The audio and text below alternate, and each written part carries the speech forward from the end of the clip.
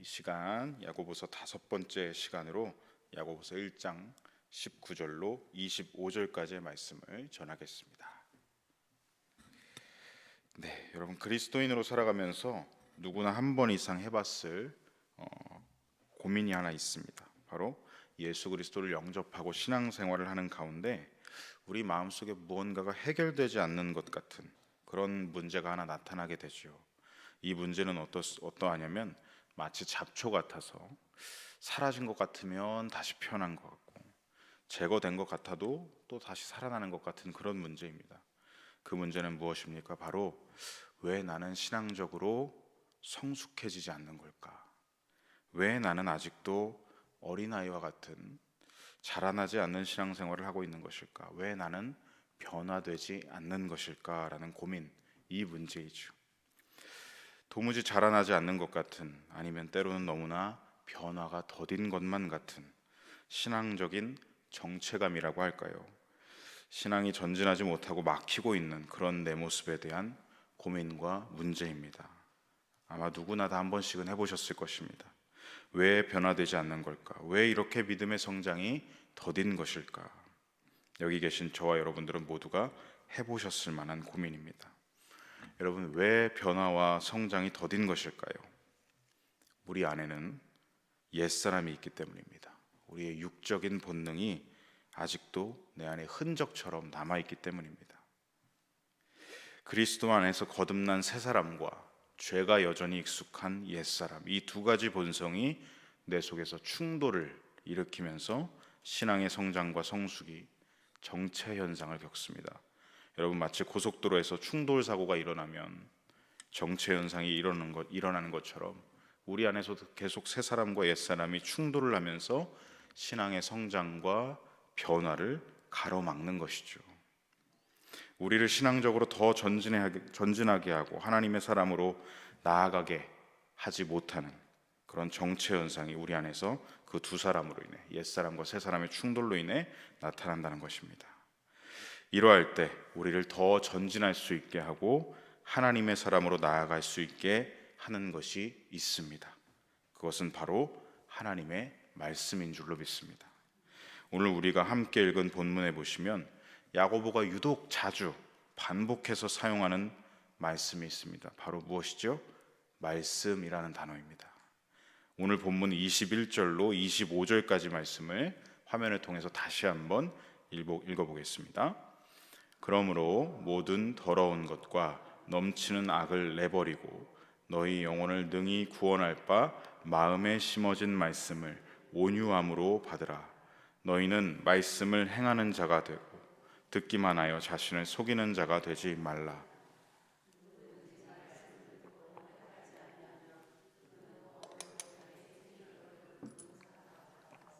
제 자신을 보고 가서 그 모습이 어떠했는지를 곧 잊어버리거니와 자유롭게 하는 온전한 율법을 들여다보고 있는 자는 듣고 잊어버리는 자가 아니요 실천하는 자니 이 사람은 그 행하는 일에 복을 받으리라. 아멘. 야고보는 계속해서 말씀, 이 단어를 반복하면서 언급하고 있습니다. 무엇이 우리의 영혼을 구원하는가? 21절에 보시면 너희 영혼을 능히 구원할 바 마음에 심어진 말씀, 마음에 심어진 하나님의 말씀이 우리 영혼을 구원한다, 우리를 건지신다라는 것이죠. 그래서 우리는 무엇을 행하는 자가 되어야 되는가? 22절, 말씀을 행하는 자가 되어야 한다는 것입니다. 야고보는 이것을 반복하면서 강조하고 있습니다. 23절에서도 역시 우리에게 무엇을 듣고 행하라고 하느냐? 역시 말씀입니다. 그리고 마지막으로 우리를 자유롭게 하는 건 역시 무엇입니까? 25절, 온전한 율법, 즉 하나님의 말씀이라는 것입니다. 이렇게 야고보가 계속해서 외치고 강조하는 대로 하나님의 말씀은 우리에게 절대적으로 필요한 것입니다. 말씀이 우리를 자유케 하고 우리를 성숙에 이르게 하는 것이기 때문입니다. 말씀이 우리를 이끄는 삶, 말씀이 우리를 주도하는 삶, 그러할 때 우리는 신앙의 성숙과 신앙의 변화로 이어지는 삶으로 나아간다는 것입니다. 또한 야고보는 오늘 본문 19절에서 이렇게 전하고 있습니다. 19절 말씀 함께 읽겠습니다. 내 사랑하는 형제들아, 너희가 알지니 사람마다 듣기는 속히 하고 말하기는 더디하며 성내기도 더디하라. 아멘. 여기서 먼저 듣기는 속히 하라, 이 말씀은 누군가와 대화를 할 때, 사람과 사람이 대화를 할 때 서로 말을 많이 하지 말고 상대방의 말을 잘 들어라, 그런 말씀의 뜻이 아닙니다. 이 말씀의 본뜻은 무엇이냐면 듣기는 속히 하고 바로 하나님의 말씀을 먼저 들으란 뜻입니다. 살아계신 하나님께서 우리에게 말씀하실 때 우리는 먼저 그 말씀을 들어야 된다는 것입니다. 그러면서 이어서 이렇게 말합니다. 말하기는 더디하며 성내기도 더디하라.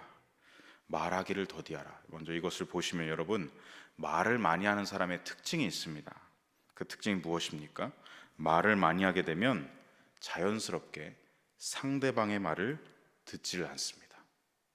또 말이 많다는 것은 기본적으로 내 의견과 주장을 많이 피력하고 내세우고 드러낸다는 것이죠.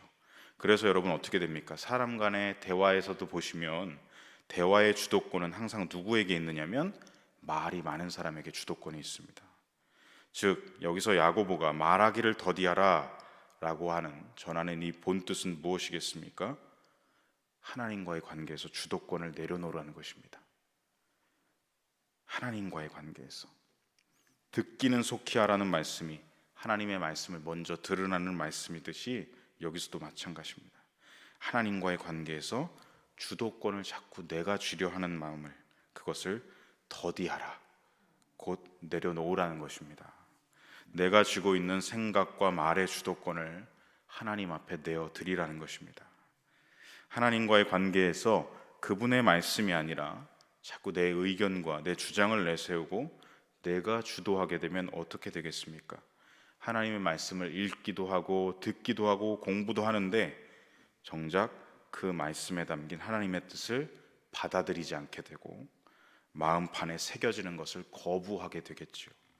말씀이 내 안에 심겨지지 못하게 된다는 것입니다. 그러면서 하나님의 뜻보다는 내 뜻, 내 생각, 내 경험, 이런 것들이 나를 지배하게 되고 내 말과 삶을 주도하게 되는 것이죠.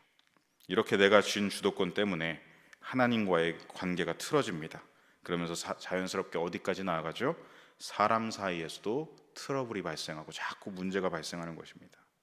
그래서 야고보는 우리에게 말하기는 더디하라 라고 말하는 것입니다. 하나님과의 관계에서 내 뜻과 내 생각과 내 경험을, 내가 쥐고 있던 주도권을 내려놓고 하나님께 주도권을 내어드리라 라고 전하고 있는 것입니다. 또한 야고보는 19절에서 보시면 성내기도 더디하라 라고 전하고 있습니다. 여러분, 우리가 분노에 사로잡히면 어떻게 되죠? 청력이 마비되는 것 같습니다. 내 안에 분노가 치밀어 오르면 외부에서 무슨 말을 해도 들리지가 않습니다. 이것을 우리는 흔히 이렇게 말합니다. 이성의 끈을 놓는다. 아무 소리도 들리지 않는 상태가 됩니다. 또한 사람의 분노 안에는요, 교묘하게 숨은 감정들이 들어 있습니다. 바로 무엇이 들어 있습니까? 잘난 채, 자기 주장, 상대를 받아들이지 않는 태도, 완고한 고집, 자기의, 이러한 것들이 아주 교묘하게 분노 안에 숨어 있다는 것입니다. 분노로 포장되어 있을 뿐이지 그 안에는 이런 것들이 숨어 있다는 것이죠. 우리가 분노하게 되면, 성을 내면 우리는 우리 육신의 귀를 닫아버릴 뿐만 아니라 마음의 귀도 닫아버립니다. 그래서 어떻게 됩니까? 하나님의 음성을 듣지 못하는 데까지 나아가게 됩니다. 앞서 말하기를 더디하라는 것이 하나님 앞에 내 뜻과 내 생각과 경험의 주도권을 내어드리는 것이라면, 성내기를 더디하라는 말씀은 무엇이겠습니까? 하나님 앞에 내 주장, 내 감정의 주도권도 내어드리라는 것입니다. 여러분, 구약에서 욥기를 보시면 이 야고보서와 상당 부분 연결되는 것을 보게 되실 것입니다. 지난 시간 제가 시험에 대해서 말씀을 드릴 때도 사탄이 하나님께 제안하는 부분도 꼭 보면 이 야고보서에 연결되는 것 같았죠. 이렇게 야고보가 전하는 말씀들을 욥기에서는 마치 이 야고보서 말씀의 예시처럼 그 욥과 친구들을 보면 이렇게 나타나게 되죠. 거울처럼 보여주는 것 같습니다. 욥기에 보시면요, 가장 많은 분량을 차지하는 것이 무엇이냐면 욥과 친구들의 대화입니다. 사실 읽다가 보면 너무 이게 길어서 지루하다시피 너무 길어서 힘들기도 하죠. 그래서 읽어보면 왜 힘드냐면 이게 대화가 아니라 말싸움이기 때문에 우리가 더 받아들이기가 막 힘들어지는 것입니다. 욥의 친구들은 계속해서 욥을 향해 이렇게 주장하죠. 이봐 욥, 너에게 죄가 있으니까 티끌만큼이라도 하나님 앞에 무엇이 있으니까 네가 지금 이렇게 고통을 당하는 거 아니야. 계속 이 주장을 늘어놓습니다. 여기에 대해서 욥은 어떻게 반론하죠? 계속해서 내가 도대체 무엇을 잘못했다는 것이냐, 나는 억울하다, 너희들은 내 친구가 아니냐, 왜 나를 지금 못 잡아먹어서 안달이냐, 나는 너무 괴롭다, 차라리 너희들에게 이렇게 당하느니 죽는 것이 낫겠다. 그러면서 자기 주장이 맞다고 서로가 추가로 부연 설명들을 하는 게 굉장히 긴 것이죠. 그 부연 설명들이 너무 긴데 그들은 자기 주장이 맞다는 근거를 어디서 찾고 있느냐면 자기가 겪은 경험에 의해서, 자기의 생각에 의해서, 자기의 감정과 분노에서 자기 주장들을 증명하려고 합니다. 그러면서 서로 주도권을 쥐려고 계속 논쟁이 벌어지죠. 당대 최고의 지식인이라고 자부했던 욥과 친구들이었으니 자기가 가진 지식으로, 그 신앙적 지식으로, 자기 인생의 경험으로 마치 서로 지식 배틀을 하는 것 같은, 백분 토론을 하는 것 같은 그런 모습이 계속 이어지는 것입니다. 그렇게 장시간 동안 사람과 사람 간의 논쟁과 주도권이 싸움으로 계속 이어지다가 욥이 마지막에 이런 주장까지 하게 됩니다. 나는 옳다, 나는 의롭다, 도무지 잘못을 찾아볼 수가 없다, 나는 깨끗하고 순전하다, 한치의 부끄러움도 없다. 여러분, 이것은 하나님 앞에 선을 넘는 발언이었습니다. 결국 욥기 38장에 보시면 모든 것을 듣고 보고만 계시던 하나님께서 나타나셔서 임재하셔서 이렇게 말씀하시죠. 우리 화면을 통해서 욥기 38장 1절로 2절 그리고 4절 말씀을 함께 읽겠습니다. 그때 여호와께서 폭풍우 가운데에서 말씀하시되 무지한 말로 생각을 어둡게 하는 자가 누구냐? 내가 땅에 기초를 놓을 때에 네가 어디 있었느냐? 네가 깨달아 알았거든 말할지니라. 무지한 말로 생각을 어둡게 하는 자가 누구냐 하며 나타나십니다. 내가 땅에 기초를 놓을 때, 내가 세상을 창조하던 그때에 너희들은 어디 있었느냐라고 말씀하십니다. 저는 이 장면을 통해서 보고 깨닫게 되는 것이 무엇이냐면 시끄러웠던 그 인간의 주도권 싸움은 사라졌고 하나님의 말씀만, 하나님의 주도권만이 이 자리에 남았다라는 것을 보게 됩니다. 인간의 논쟁이 지루할 정도로 너무나 길게 이어지는데 결국 하나님의 임재와 말씀 앞에서 사람은 어떻게 됩니까? 그 입을 다물 수밖에 없다는 것이죠. 무엇입니까? 내 생각과 내 말과 내 경험과 내 주장과 내 가치관과 내 감정이 옳은 줄 알았는데 그게 진리가 아니라 세상의 기초를 놓으신 하나님의 말씀, 말씀으로 세상을 창조하신 그분의 말씀이 곧 진리이시다라는 것을 깨닫게 된다는 것이죠. 길고 길었던 그들의 논쟁은 하나님의 말씀 앞에서 무지한 말일 뿐이었습니다. 그리고 이어지는 41장까지 하나님께서 계속 그 말씀의 주도권을 가지고 말씀하시죠. 그리고 42장에 보시면 그 모든 말씀을 다 들은 욥이 하나님께 이러한 고백으로 나아갑니다. 화면을 통해서 42장 5절로 6절까지 말씀을 함께 읽겠습니다. 내가 주께 대하여 귀로 듣기만 하였사오나 이제는 눈으로 주를 배옵나이다. 그러므로 내가 스스로 거두어드리고 티끌과 제 가운데서 회개하나이다. 아멘. 내가 주님께 대하여 귀로 듣기만 하였사오나 이제는 눈으로 주를 배옵나이다. 그러므로 내가 이제는 스스로 거두어드리고 내 주장과 내 의와 내 말씀, 내 감정과 이런 것들을 다 거두어드리고 티끌과 제 가운데서 하나님 앞에 회개합니다라고 고백합니다. 야고보서 본문의 말씀처럼 여러분, 살아계신 하나님의 말씀을 어떻게 한다고요? 속히 듣고 있는 것입니다. 그러면서 자신을, 그렇게 드러내고 싶었던 자신을 거두어드리고 있습니다. 나의 말하기를 더디하고 성내는 것을 더디하고 있는 것입니다. 안간힘을 쓰면서 꽉 쥐고 싶었던 주도권을 하나님께 지금 내어드리고 있는 모습을 우리가 보고 있는 것이죠. 살아계신 하나님의 말씀을 듣고 그 말씀이 내 안에 임하면서 무지했던 나를 발견했기 때문입니다.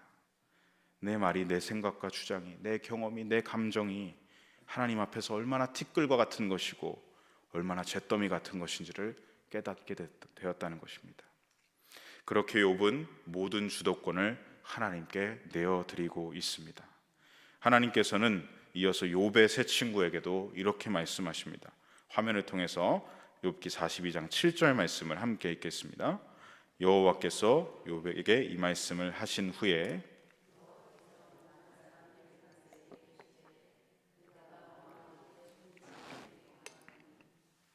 이는 너희가 나를 가리켜 말한 것이 내 종 욥의 말같이 옳지 못함이니라. 내가 너희에게 노하나니 너희가 나를 가리켜 한 말은 결코 옳지 못한 것이다. 욥의 친구들은 어떠했습니까? 자기 경험을 가지고 하나님을 잣대로 판단했습니다. 하나님의 뜻은 여기에 있어.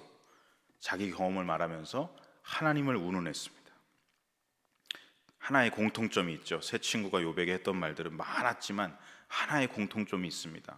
그것은 마치 자기가 하나님인 듯이 욥의 죄를 저울질하고 판단했다는 것입니다.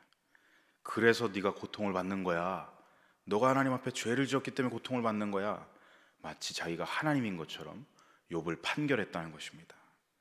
성도 여러분, 판결과 심판은 우리의 영역이 아닙니다. 판결과 심판은 하나님의 영역입니다. 욥의 친구들 역시 이 모든 주도권을 자기가 손에 쥐려고 스스로 하나님 자리에 올라서 판결과 심판의 자리에 올라 있었기 때문에 하나님께서 이것을 보시고 분노하셨던 것입니다. 성도 여러분, 하나님은 결코 내 생각 속에 가둘 수 있는 분이 아닙니다. 하나님은 내 경험의 울타리에 가둘 수 있는 분이 아닙니다. 하나님을 그 울타리에 가두고 내가 하나님 자리에 올라서는 안 됩니다. 하나님의 섭리는 인간의 생각과 경험으로는 잴 수가 없고 가늠할 수가 없는 오묘한 것이고, 하나님은 인간의 감정과 분노로 재단할 수 없는 선하신 하나님이십니다. 그래서 우리는 매 순간 모든 삶의 주도권이 나에게 있는 것이 아니라 하나님께 있음을 고백해야 할 줄로 믿습니다. 하나님의 말씀을 먼저 속히 듣고 내 생각과 경험을 말하는 것은 더디하면서 내 감정과 분노를 더디하면서 살아가야 한다는 것입니다. 그래서 야고보는 오늘 본문에서 우리에게 이렇게 전하고 있습니다. 22절 말씀을 화면을 통해 함께 읽겠습니다. 너희는 말씀을 행하는 자가 되고 듣기만 하여 자신을 속이는 자가 되지 말라. 아멘. 하나님의 말씀을 듣는 것에서만 멈추지 말고 말씀을 행하는 자로 살아가라고 전합니다. 하나님의 말씀이 나를 주도하게 하시도록 내어드리라는 것입니다. 그러면서 이렇게 비유를 설명하고 있습니다. 23절 말씀입니다. 함께 읽겠습니다. 누구든지 말씀을 듣고 행하지 아니하면 그는 거울로 자기의 생긴 얼굴을 보는 사람과 같아서. 말씀을 듣고 행하지 않는 사람을 이렇게 비유합니다. 거울로 자기 얼굴을 보는 사람으로 비유하고 있죠. 여러분, 당시 사람들이 쓰던 거울은 오늘날의 거울과는 달랐습니다. 당시의 거울은 선명한 거울이 아니라 청동으로 된 거울이었습니다. 그러니 내 얼굴을 자세히 보려면 어떻게 해야 되겠죠? 가까이 가서 아주 자세하게 정확하게 보기 위해서 희미하기 때문에 점점 더 가까이 가서 봐야 한다는 것이죠. 그래서 당시 사람들은 거울을 보려면 아주 가까이 가서 들여다봐야 했다고 합니다. 청동 거울은 희미하니 자세히 들여다봐야 했던 것이죠.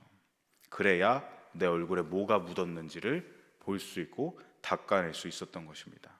그런데 24절을 보시면 어떻게 이야기하고 있죠? 제 자신을 보고 가서 그 모습이 어떠했는지를 곧 잊어버리거니와 라고 말합니다. 아주 자세하게 거울을 들여다봐서 어디에 뭐가 묻었는지를 발견하고 나서는 뒤돌아서서는 바로 잊어버린다는 것입니다. 아주 우스꽝스러운 모습이죠. 야고보가 지금 무엇을 전하고 있는 것입니까? 거울을 보듯이 하나님의 말씀을 그렇게 가까이서 자세히 들여다보고도 돌아서서는 삶으로 가서는 아무런 조치를 취하지 않는다. 말씀을 들어도 여전히 주도권은 하나님께 내어드리지 않는다. 하나님과 상관없이 살아간다. 말씀을 들어도 주도권을 내가 쥐고 있다라는 것을 전하고 있는 것입니다. 여전히 내 생각대로, 내 뜻대로, 내 감정대로, 내 주장대로 살아가는 모습을 풍자하고 있는 야고보의 말씀인 것이죠. 하나님의 말씀으로 내 삶을 주도하여 주시옵소서라고 되어야 하는데, 그게 아니라 어떻게 된다는 것입니까? 하나님 말씀 잘 들었습니다, 그럼 이만 안녕히 계세요 라고 되는 것이죠. 말씀과 상관없이 살아간다는 것입니다. 거울에서 얼룩을 발견했는데, 말씀을 통해서 나의 죄와 허물을 발견했는데 그것에서 이유가 없다는 것입니다. 여러분, 거울을 보고 얼룩이 묻었다고 발견했으면 어떻게 됩니까? 닦아내야 됩니다. 화장이 잘못된 것이 있으면 여러분, 거울을 보시고 고쳐야 되지 않겠습니까? 거울을 그렇게 자세히 들여다보면서 보게 된 내 삶의 수많은 얼룩들과 그 죄와 허물들을 지울 생각도, 그 삶을 고칠 생각도 하지 않는다는 것이죠. 하지만 이와 반대로 25절에 보시면 하나님께 그 주도권을 내어드리는 사람의 모습을 말씀하고 있습니다. 25절을 함께 읽겠습니다. 자유롭게 하는 온전한 율법을 들여다보고 있는 자는 듣고 잊어버리는 자가 아니요 실천하는 자니 이 사람은 그 행하는 일에 복을 받으리라. 아멘. 자유롭게 하는 온전한 율법, 죄와 얼룩과 허물이 가득한 삶으로부터 우리를 자유롭게 하는 것이 있다. 그 온전한 율법이 있다. 이것이 무엇이겠습니까? 바로 하나님의 복음의 말씀입니다. 이 온전한 율법을 들여다보고 있는 자는 예수 그리스도의 복된 소식을 듣고 구원받은 하나님의 자녀가 된다는 것을 말합니다. 하나님의 자녀는 복음으로 인해서 죄와 허물로부터, 삶의 무게들로부터, 옛사람이 쥐고 있던 주도권으로부터 자유해진다는 것입니다. 그래서 말씀을 듣고 잊어버리는 자가 될 수가 없다. 실천하고 순종하는 자로 살아가게 된다는 것입니다. 하나님의 말씀이 내 삶을, 내 인생을 주도하려 하실 때 나를 기꺼이 내어드리는 삶을 살아간다는 것입니다. 이것이 바로 복음의 삶, 행하는 모든 일에 하나님의 복이 임하는 삶이다라고 전하고 있는 것이죠. 성도 여러분, 저와 여러분은 우리를 자유롭게 하는 온전한 율법, 곧 예수님의 은혜와 복음으로 구원을 얻은 사람들입니다. 그런데 여러분, 살아가다 보면 우리 안에 자꾸 남아있는 옛사람의 흔적 때문에 그 주시는 자유를 빼앗길 때가 많습니다. 내 옛사람의 생각대로, 경험대로, 감정대로, 여러분, 사탄은 우리에게 그게 자유다라고 말합니다. 너의 생각대로 살아가라. 네 감정대로 솔직해져라. 너의 경험대로 살아가라.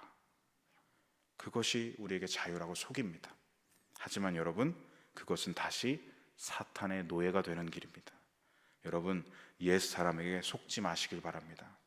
주도권을 자꾸 내 손에 쥐려고 하는 삶이 아니라 하나님께서 예수님의 생명으로 내 마음판에 새기신 생명의 말씀, 때마다 시마다 보혜사 성령이 주시는 깨달음과 권면들, 이것을 속히 들으시기 바랍니다. 살아계신 말씀이 나를 조명하여 들여다보고 살아계신 말씀이 내 삶을 주도하는 인생, 그래서 저와 여러분의 삶의 모든 주도권을 하나님께 내어드리는 진정한 신앙으로 살아가야 할 줄로 믿습니다. 날마다 내 안에 새기시는 하나님의 말씀으로, 내 안에 권면하시는 성령님의 음성으로 하나님의 말씀이 나를 주도하시는 복된 인생, 그러한 말씀의 신앙으로 살아가시는 저와 여러분 되시기를 간절히 소망합니다. 아멘. 기도하시겠습니다. 누구든지 그의 말씀을 지키는 자는 하나님의 사랑이 참으로 그 속에서 온전하게 되었나니 이로써 우리가 그의 안에 있는 줄을 아노라. 그의 안에 산다고 하는 자는 그가 행하시는 대로 자기도 행할지니라.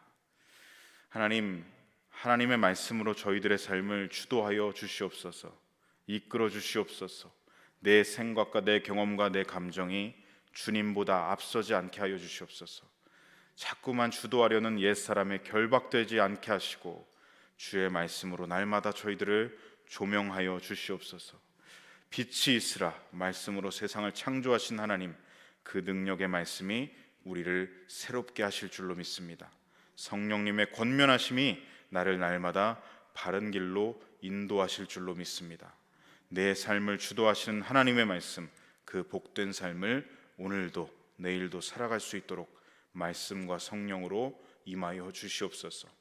우리의 구주 되시고 하나님의 말씀 그 자체이신 예수님의 이름으로 함께 기도드립니다. 아멘.